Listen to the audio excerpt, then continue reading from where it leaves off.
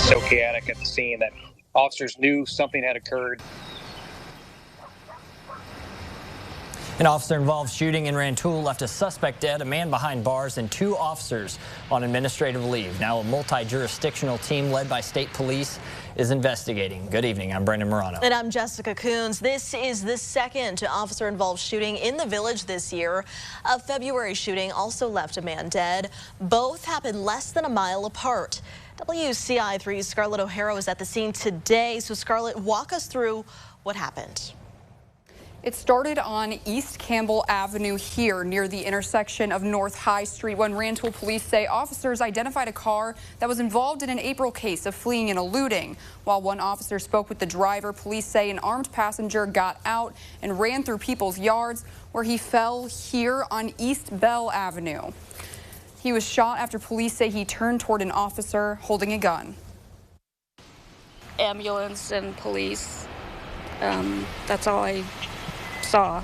We spoke with a woman who asked to remain anonymous. She's one of the many wondering what led to tragedy on her street in Rantoul. I just thought, you know, sometimes you'll hear that and then everything clears and there's no big deal, but then they just kept coming and coming, it seemed. So it seemed like it was different.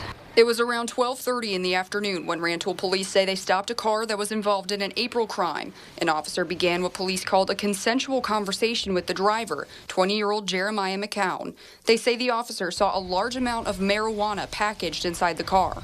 About that same time, a passenger exited the vehicle, took off running from the area, dropped a gun. The officer saw the person drop a gun, turn around, pick the gun back up, and then take off.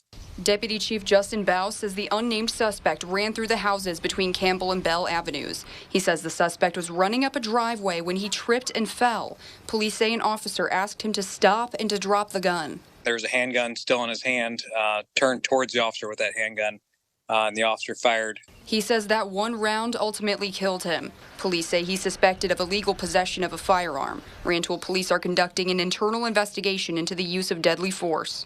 Not only from the offender standpoint of why are all these guns on the street, but also just looking, and making sure that these investigations are transparent. As the events surrounding the shooting unfolded, Bow says there was a struggle between the first officer and McCown. As the officer was trying to put him under arrest, struck the officer in the face with a fist. People in the area told us they're both sad and surprised to see something like this happen in their neighborhood. During the day, I could be walking my dog. People are talking about a shooting, and it would just be unnerving to have to sort of be in the crossfire or the middle of whatever's going on. Right now, Bow says police are asking for patience as they work to make more details available to the public. With the last officer-involved shooting, we feel like we were very transparent getting all that information out. At the end of the day, we want the community to know that we take this seriously and that we want to be transparent and give them all the information when these things occur.